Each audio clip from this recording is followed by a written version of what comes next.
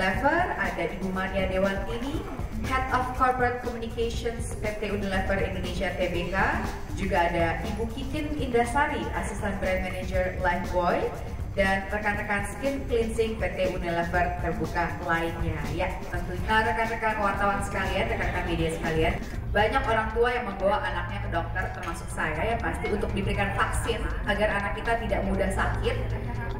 Tapi biasanya ada satu vaksin yang terlewat ternyata, yaitu vaksin yang bisa dilakukan sendiri, murah, juga tanpa harus pergi ke rumah sakit atau ke dokter atau ke klinik, dan vaksin tersebut adalah CTPS. Brilliant ya idenya ya, cuci tangan pakai sabun ini ya. Oh, terima kasih untuk tepuk tangannya Wewe. Ya, itu Ibu Maria Dewantini untuk memberikan sedikit kata sambutannya. Kita berikan tepuk tangan untuk Mbak Mia.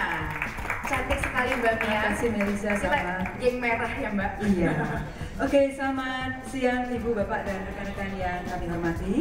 Sungguh merupakan kebahagiaan bagi kami di Unilever, bagi saya pribadi, untuk bisa berkumpul dengan Ibu dan Bapak semuanya pada siang hari ini untuk berbagi dan pesan-pesan kesehatan serta sharing mengenai hal-hal yang berkaitan dengan kesehatan. Memang pesan kesehatan yang akan kami sampaikan itu adalah pesan yang sederhana, namun yang dampaknya luar biasa. Dan yang tidak henti-hentinya kami di Unilever, di Lifebuoy, suarakan secara konsisten kepada masyarakat luas, yaitu bagaimana kita bisa menyelamatkan jutaan jiwa melalui cuci tangan pakai sabun. Unilever sebagai perusahaan yang tumbuh bersama masyarakat Indonesia selama lebih dari 78 tahun, kami punya kepedulian yang besar terhadap masalah tentunya hygiene dan kesehatan. Salah satu langkah nyata yang kami lakukan adalah melalui salah satu brand kami, yaitu Lifebuoy, yang punya komitmen kuat untuk merealisasikan Indonesia yang lebih sehat. Dan Lifebuoy menggunakan momen Hari Cuci Tangan Pakai Sabun atau HCTPS untuk mensosialisasikan, memberikan edukasi, serta mengingatkan kembali akan pentingnya melakukan cuci tangan pakai sabun di 5 saat penting. Tadi juga sudah disampaikan, saya akan sampaikan lagi, yaitu tentunya pada saat mandi, kemudian sebelum makan, baik itu makan pagi, makan siang, ataupun makan malam, dan setelah dari toilet. Berbicara lebih lanjut lagi, mengelaborasi ide ini dengan para narasumber yang sudah hadir. Untuk itu saya akan langsung mengundang untuk para narasumber kami naik ke panggung. Yang pertama, please welcome Dr. Valerie Curtis, BSc, MSc, PhD, Director of Hygiene Center at London School of Hygiene and Tropical Medicine, founder of GHD, co-chair of the Committee on Hygiene for the new MDGs. Silakan Ibu Val Curtis, ya. Silakan, please be seated. Selamat siang Pak Dokter. Silakan. Dan tentunya Ibu Kikin Indasari selaku Asisten Brand Manager dari Lifebuoy. Moderatornya adalah guru saya, senior, mentor ya, yaitu Wimar Witular. Boleh berikan tepuk tangan juga untuk WW, rekan-rekan media. Again, for our annual event, to realize the benefits of hand washing with soap. And we expect to share a significant amount of knowledge with you, Dr. Curtis. 1 gram can contain more microbes than there are people on the planet. So we need a superhero to fight shit, okay? You probably don't even notice it. It is something very dull and very boring, something very domestic, something everyday. We don't even think about it, do we? But this thing is very special. This is a powerful weapon.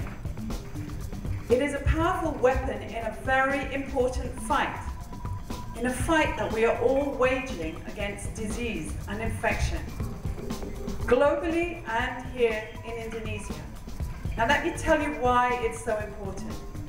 This is Dewi. Now Dewi was born in a small village on the outskirts of Surabaya. She was the joy of her mother. When she was born, she weighed 4 kilograms and she carried on growing. She grew very nicely. When she was 6 months old, she weighed 8 kilograms. But then her mother started to wean her, and what happened? Can you see what happened to her weight? She stopped growing. And why did she stop growing? Because she had episodes of diarrhea, she had episodes of respiratory tract infections, pneumonias, and every time she got sick, she lost some weight, and every time she lost weight, she was more likely to get sick. And unfortunately for Dewi's mother, who loved her so much, when she was 36, she got another infection. They don't even know what it was, but she died at 36 months. And that, unfortunately, is the story of so many children in this country. Something like 20,000 children a year die of diarrheal disease in Indonesia, and something like 32,000 children in Indonesia. These are deaths that should not be happening. In theory, if everybody had a toilet and everybody washed their hands with soap every time they went to the toilet, then we would have no diarrheal disease. We would have cured the problem completely. Lifebuoy has that power. Lifebuoy has the power to make soap a superhero. Oh, give a round of applause for soap because he's a superhero. Thank you.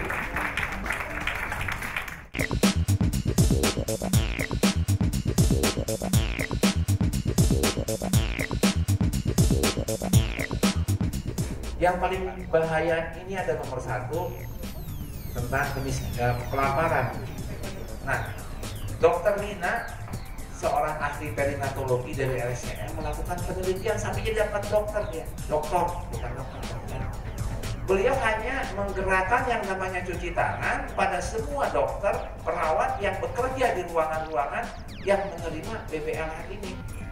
Questions, comments through my excellent colleague Melissa Kari. Lifebuoy telah berkali-kali melalui press release-nya mengambil quotes dari Dr. Curtis bahwa dengan cuci tangan saja itu kita bisa menurunkan angka kematian sampai 47%. Selain sosialisasi cuci tangan, apakah ada sosialisasi untuk tetap menjaga kebersihan tempat cuci tangan itu sendiri? Walaupun kita tetap cuci tangan pakai sabun, tapi kalau misalkan kita tempat cuci tangan juga nggak bersih, dan jadi susah juga ya.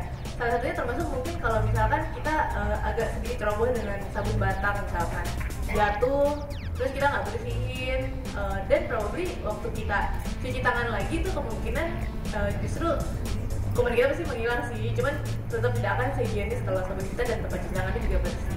You know what causes the biggest problem?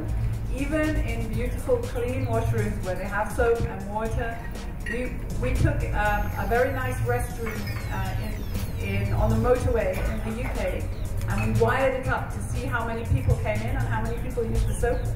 32% of men used the soap, 64% of women used the soap. So even in perfect conditions, people are still not washing their hands. So it's not just the facilities, it's the people.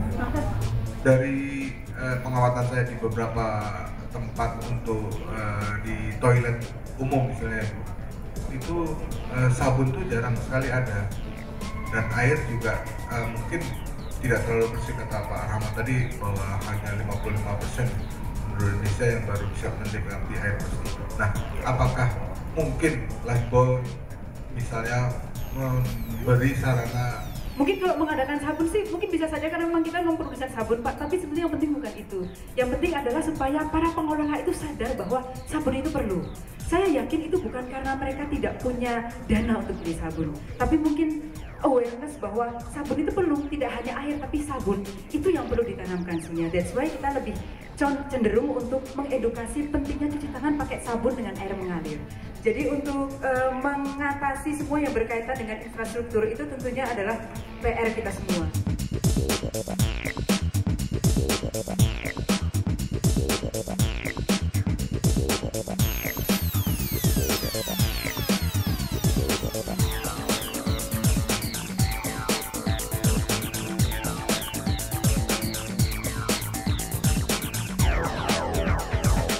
Rekan-rekan media, terima kasih Dr. Curtis, thank you to all speakers.